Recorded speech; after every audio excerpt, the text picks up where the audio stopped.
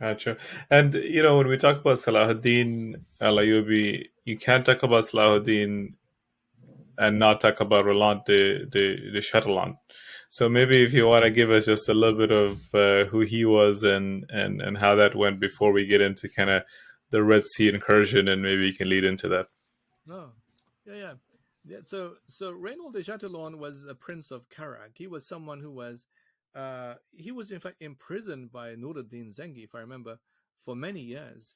He was imprisoned there, um, but then he was released.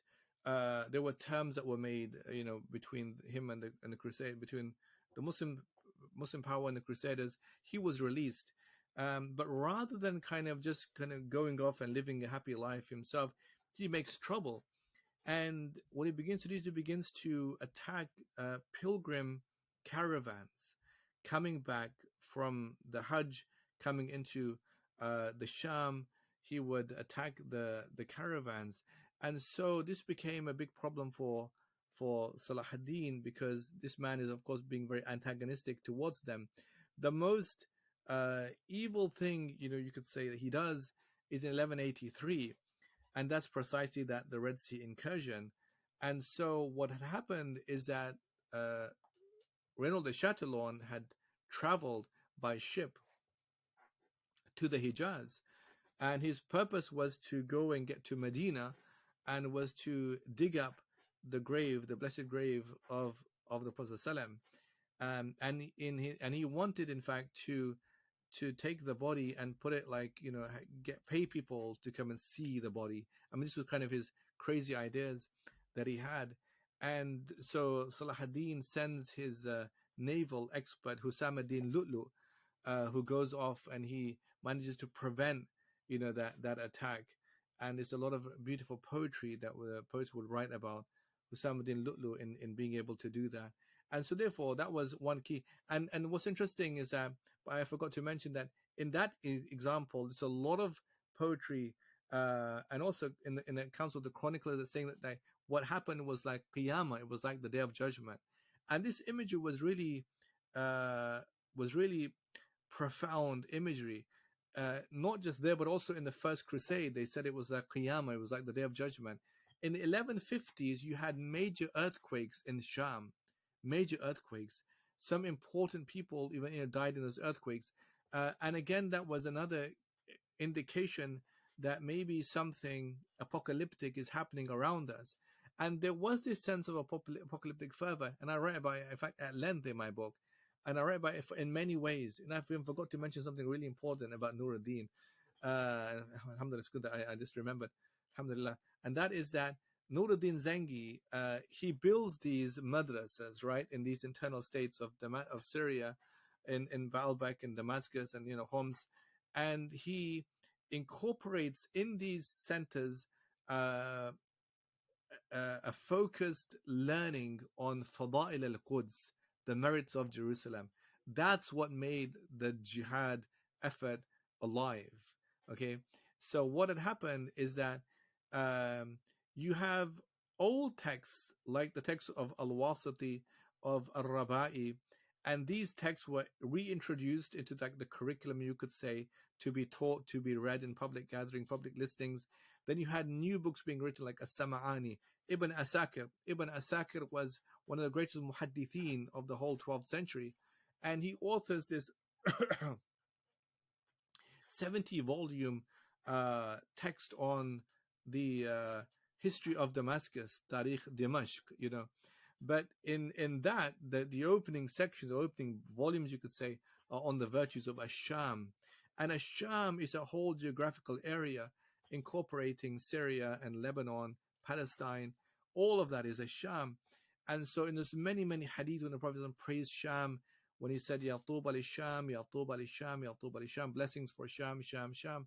Sahaba, they said, what is that for? And he said, Tilka malaikatullah, those are the angels of Allah that envelop their wings around the Sham. Many many hadith, he said that either fasada ahlu Sham, if the people of Sham become corrupt, there's no goodness in any of you. He prayed for Sham. He says, Allahumma barik lana fi Shamina wa fi Yemenina. Oh Allah, bless us in our Sham, bless us in our Yemen. And so many hadith about the virtues of Asham. He prays and he says that there's going to exist a لا تزال طائفة من أمتي منصورين. There will always remain a group of my ummah victorious upon the truth. لا يضرهم من خذلهم. They won't be harmed by those who betray them until the end of time. The Sahaba said, where are they, Ya Rasulullah?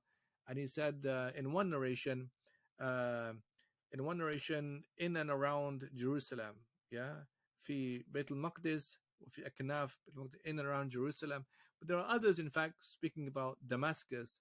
And also the Prophet says that there's hadith about the Fustat al-Muslimin, the battalion of the Muslims in Damascus, in a place called Ghuta.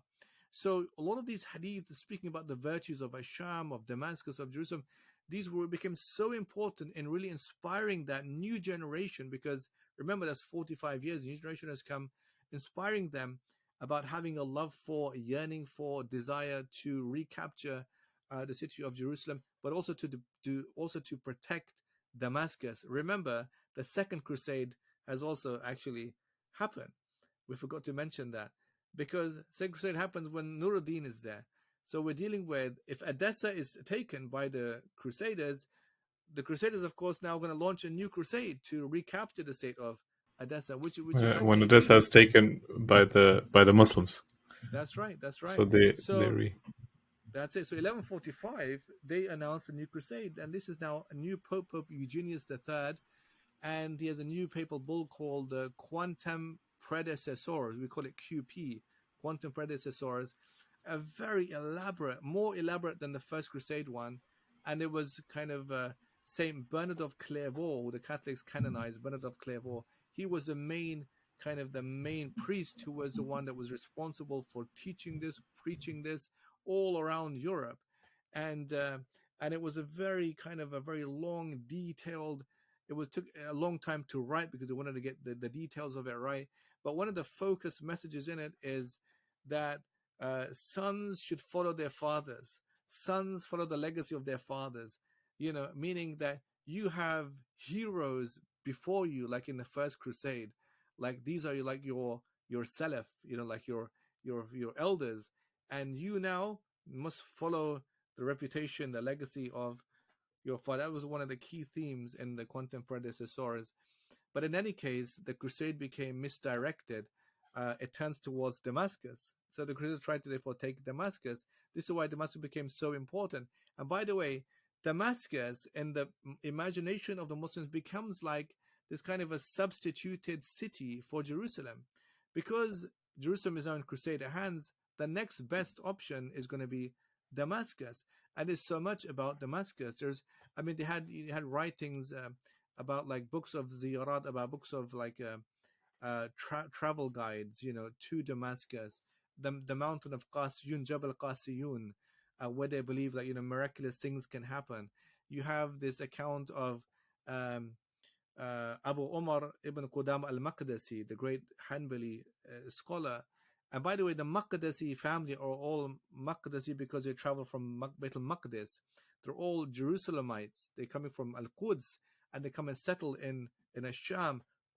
And there's an account of him taking his followers to the mountain and reciting Surah Al-Qadr and Surah Al-Ikhlas 12,000 times.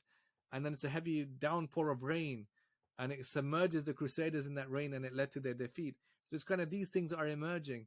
There is the fact that in Damascus there is that's where Bilal is buried, and so many ulama are buried there in Bab Saghir, the major cemetery they have over there.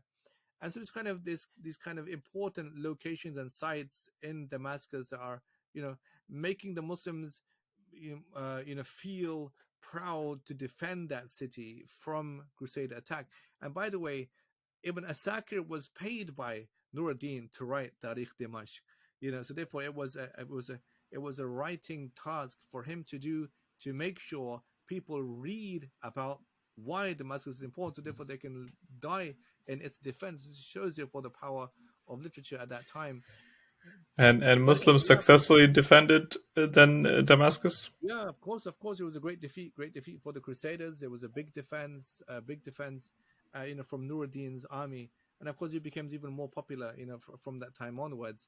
But for the Crusaders, it was it couldn't, of course, have the same appeal as the First Crusade because the focus of First Crusade was Jerusalem. Mm-hmm. But now, of course, that can't have the same enthusiasm That's right. as it's more political than it is religious.